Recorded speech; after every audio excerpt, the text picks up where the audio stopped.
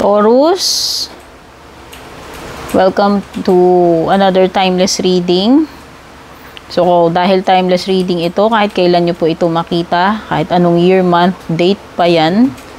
And also, hindi ito magre-resonate sa lahat kasi hindi ito personal reading.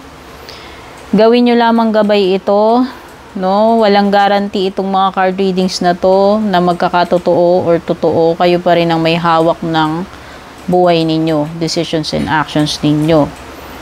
Okay, gamitin nyo lamang itong gabay. This is only for entertainment purposes only. Just a disclaimer. So, ano muna yung overall energy mo, Taurus?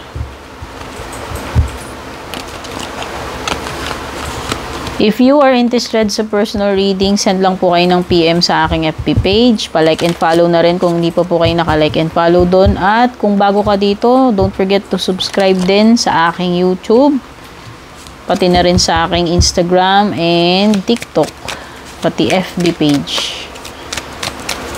Yung link at details na kailangan nyo guys sa aking FB page kung mag-PPM kayo doon regarding personal reading nakalagay sa description. Overall energy mo, Taurus, meron ka ditong Knight of Pentacles. Ay, sorry naman. Ano ba sinabi ko? Knight of Pentacles. King of Pentacles pala. Ayan, guys. King.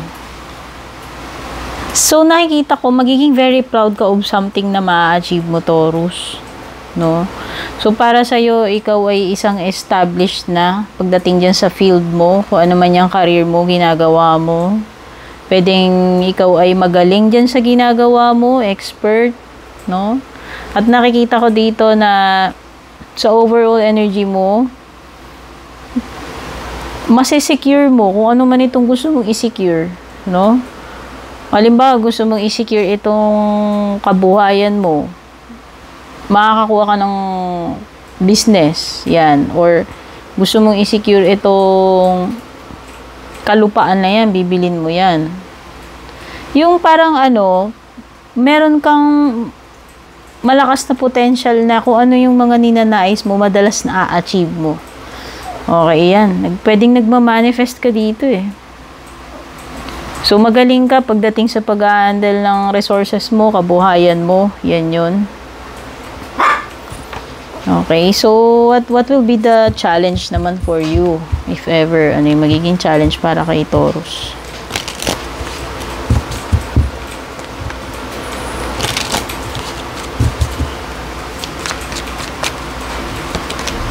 The world.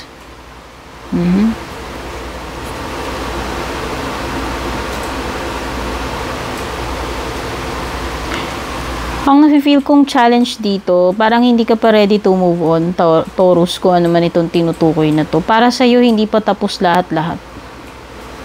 No? Kung hindi ito about love life, pwedeng love life, pwedeng hindi. Kung hindi siya about love life, yung mga personal goals mo, yung parang feeling mo marami ka pang dapat ma-achieve para mag-move on ka dun sa susunod na next big thing. Hindi ko alam kung ano yun eh. Pero para kasing meron ka pang unfinished business dito or may gusto ka pang marating, ma-achieve pagdating sa personal mo. Pero kung pagdating sa love life, yun na nga. So, feeling mo dito, hindi pa tapos ang lahat-lahat. No, pwedeng may unfinished business sa inyo ng person. So, pagdating naman sa, maaaring ano yung susunod para sa iyo, Taurus. Wow! Independence, pagiging self-made, successful sa sarili mong pagsisikap. You will be reaping the rewards ng iyong kasipagan. Ayan, oh. Ikaw ito, being successful, Taurus. Ito yung susunod. Aanihin mo yung mga pinaghirapan mo. At ikaw, na-achieve mo to, very proud ka sa sarili mo. Kaya sinabi ko dito, di ba, proud ka kanina. Na-achieve mo to kasi sa sarili mo. Sa sarili mong sipag, tiyaga. Kaya naman, grabe yung, mo dito, grabing achievement ito at grabe yung pagka-proud mo sa sarili mo. No, wag lang sanang maihipan ng hangin yung ulo mo at lumaki yung ulo mo. Pero yun na nga. Mukhang Magpapaka-enjoy ka dito. Ire-reward mo rin naman yung sarili mo. Kumbaga, ipapat mo yung sarili mo dito. Good job, Taurus. Nagawa mo to. Narating mo tong goal mo. Na-achieve mo sa sarili mong pagsisikap, sakripisyo, tiyaga. O, diba? O. So, congrats kung ano mang achievement yan. So, ano yung possible outcome for you, Taurus? King of Cups.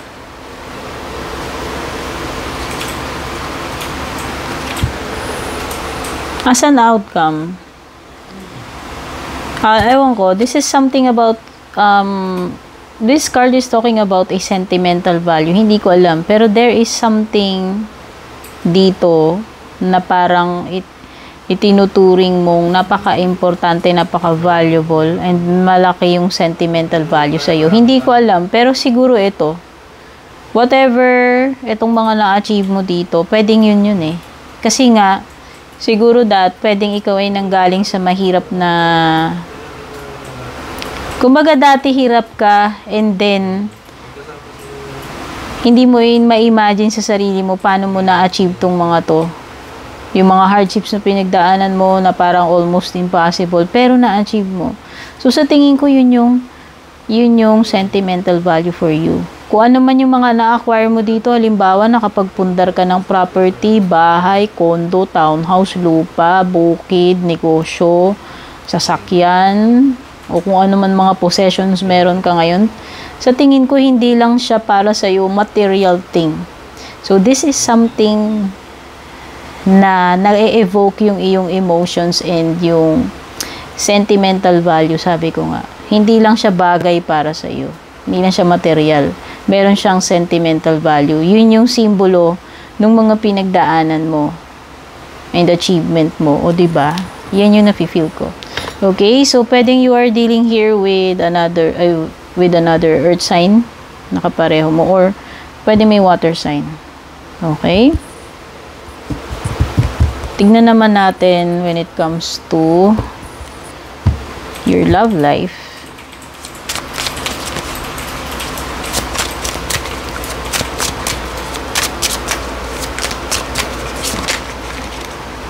Overall energy ng love life mo, mend. This person wants to make amends. Gusto niyang makipag-ayos. Ituwid yung mga pagkakamali niya. Kung gusto niya makipagbalikan, pwedeng yon. Basta gusto niya humingi ng sorry, ayusin yung mga diferensya ninyong dalawa as a couple. Okay? Yan yung overall energy. Gustong makipag-ayos, makipagbati. Ano pa yung posibleng paparating kay Taurus?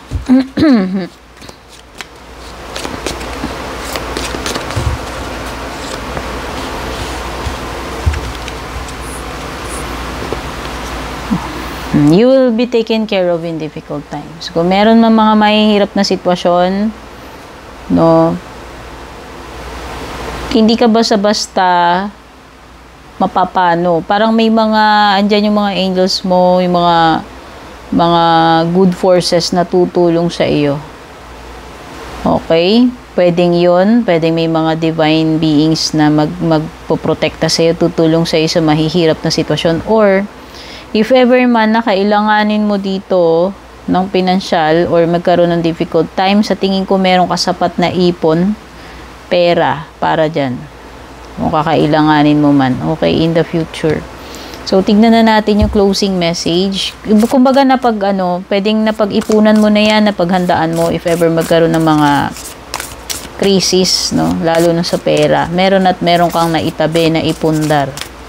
Closing message para sa iyo, Taurus. You have hummingbird spirit. Be here now. Mag-focus ka muna dito sa present, Taurus. Huwag ka muna masyado maging preoccupied sa future, sa bukas, sa mga wala pa ngayon. No? Pwedeng nawawala ka sa realidad or pwedeng iba yung focus mo napupunta sa past or napupunta dun sa future. So, mag-focus ka lang daw muna kung ano yung meron dito ngayon. Yun muna yung bigyan mo ng attention para hindi ka rin nako-confuse, para hindi scattered, hindi magulo. Okay? Kasi ito yung dapat mong bigyan ng ito yung dapat mong bigyan ng pahalaga. Ito yung muna yung dapat mong asikasuhin. Kung ano yung meron dito sa present mo. So, doon ka muna mag-focus. Maging present ka, maging mindful dito sa sitwasyon mo ngayon. Okay, Taurus, I hope na gustuhan mo to. Don't forget to like and share. Take care and God bless.